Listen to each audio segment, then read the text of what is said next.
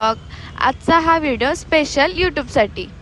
तुम्हालाही प्रश्न पडला असेल की आज नक्की कोणता व्लॉग करते आहे मी, तर स्टे ट्यून लास्टपर्यंत, कारण हा पूर्ण व्लॉग माझा कोकणसाठी असणार आहे. ऑब्व्हियसली घरातून जात्या म्हणजे परमिशन घेऊनच जायला लागणार आहे ना, म्हणून मी आधीच आजीची परमिशन काढून ठेवलेली आणि त्यानंतरच ही सगळी पूर्ण तयारी केलेली. हाँ, घर के मुखिया से स्टार्ट करते हैं सब लोग. तशी तर आमची घरची मुखिया आमची आजीच आहे, इसलिए किधर भी जाओ परमिशन निकालो. तसं पण मी आजीची ऑलरेडीच परमिशन घेतली, त्यामुळे आता मला काही प्रॉब्लेम नव्हता. सो मी घरातून निघाले, तसेच मी बसमध्ये सुद्धा बसले. तिथून मी पेटनाक्यावर पोहोचले आणि पेटनाक्यावरून पुन्हा कोल्हापूर बस पकडली. खरं तर तुम्हाला सांगू का, मी पेटनाक्याच्या अपोजिट साईडला उभा राहते, कारण माझं कॉलेज कराडमध्ये आहे. आणि त्यावेळेस जेव्हा मी बघत असते कोल्हापूरला जाणाऱ्या बस पेटनाक्यावर जातात त्या भरपूर असतात, पण ज्यावेळेस मी कोल्हापूरला जाण्यासाठी पेटनाक्यावर उभारले त्यावेळेस मला एकही बस नाही भेटली, ते पण लवकर. सो मी अपसेट न होता माझी जर्नी कंटिन्यू केली. आणि लाईफची बिगेस्ट स्ट्रेंथ म्हणजे तुमची स्माईल. सो नेहमी हसत राहा, आणि हाच हसण्यामुळे आज मी हा पूर्ण प्रवास करत आहे. आणि त्यानंतर आम्ही माझ्या लोकेशनपर्यंत पोहोचली. हा रंकाळ्याचा व्ह्यू बघत तरी इतकं छान वाटत होतं की असं वाटत होतं की इथंच उतरावं आणि या रंकाळ्याचा एकदम मनसोक्त आनंद उचलावा.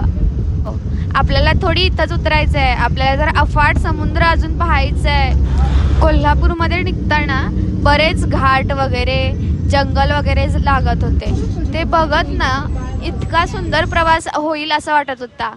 पण ॲट द एंड जेव्हा मी माझ्या पॉईंटपाशी पोहोचले तेव्हा तर माझी अवस्था फार बेकार झालेली, कारण मला मायग्रेनचा सुद्धा त्रास आहे. आणि मायग्रेनचा त्रास असल्यामुळे घाटातून जाताना मला फार उचमळत होतं आणि माझी तब्येत फार बिघडत होती. त्यानंतर एक गोळी घेतली आणि पुढचा प्रवास कंटिन्यू केला. आणि आत्ता मी पोचलेले, तर आता मी आहे, आय डोंट नो मी कुणीकडे आहे, बट आहे कुठं तरी चालली आहे आता कोकणात. आणि आहे तहसीलदार तथा कार्यालय दंडाधिकारी कणकवली यांची गाडी maybe. And we went to the highway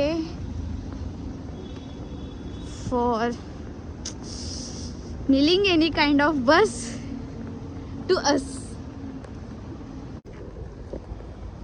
आता मी सध्या उमरठ ठिट्यापाशी आहे आणि आम्ही चाललोय हायवेसाठी. आम्हाला एखादी बस गाडी काहीतरी भेटावी म्हणून, कारण ह्या वेळीस बस भेटणं थोडंसं कठीण आहे.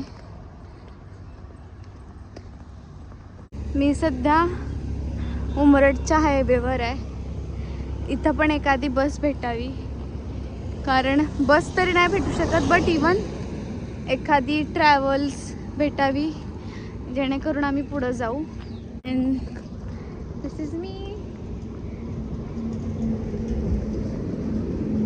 And this is full highway. Actually ना आम्हाला जिथं जायचं होतं त्या ठिकाणी बस एक रेअरली जातात किंवा जात नाहीत. आणि ट्रॅव्हल्स म्हटला तर आम्ही ट्रॅव्हल्ससुद्धा एक 4-5 हात दाखवले, बट त्यांनी नाही बोलले आम्हाला. त्यामुळे आम्ही फायनल डिसिजन घेतला जे भेटेल त्यानं जायचं. आणि गेलो आणि आमच्यावर तिथे एक कोइन्सिडन्स झाला. आम्हाला जायचं पुढच्या स्टॉपला होतं, पण चुकून आम्ही अलीकडच्या स्टॉपला उतरलो. घरातलेच न्यायला आल्यामुळे आम्ही वेळेत सुद्धा पोचलो आणि कशी रात्र सरली आणि कसा दिवस उगवला हेच कळालं नाही. तर फायनली आम्ही गेलेलो पप्पू काकांकडे, आणि ते आम्हाला दाखवणार होते बाळेकरवाडीतले असे काही हिडन स्पॉट जिथे काही, हे एक असं शिलालेख आहे जे अजून सुद्धा कळालेलं नाही आणि हे दगडावरती कोरलेलं आहे. आणि ह्याच शिलालेखानंतर आम्ही जाणार होतो रानमेवा खायला. त्याआधी ह्या मुलगीची मस्ती म्हणजे ती सगळीकडे पळत होती आणि एकदम क्यूट होती ती. आणि हिचं नाव गौरी आहे, नामाप्रमाणेच एकदम भारी आहे. आम्ही ते कोरीव काम दगडावरचं पाहिलं आणि त्यानंतर रानमेवा खायला गेलेलो. खरं तर हे त्यांच्या आसपासलीच शेती आहे, त्या शेतीमध्येच हा रानमेवा भेटतो. आणि एकदम खरं सांगते फुल एन्जॉईंग मुमेंट होता माझ्यासाठी तरी, कारण मी पहिल्यांदाच कोकणात असं काहीतरी अनुभवत होते. खरंच ज्या गोष्टी आपण बाहेर 20-30 रुपयांच्या घेतो त्या अगदी क्षुल्लक प्रमाणात भेटतात. आणि आम्ही घरी गेलो तर आम्हाला पप्पू काका घोरपड दाखवत होते. अगदी छोटीशी घोरपड होती ती, आणि फुल त्या एका कॅनमध्ये जाऊन बसलेली, ती निघतच नव्हती कारण तिला बाहेर येता येत नव्हतं.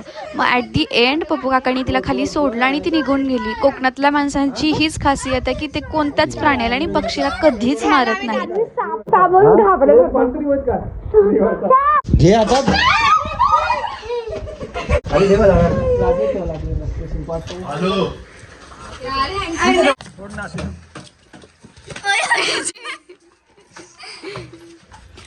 असाच आमचा दुसरा दिवस संपला आणि पुढचा व्लॉग बघायला विसरू नका.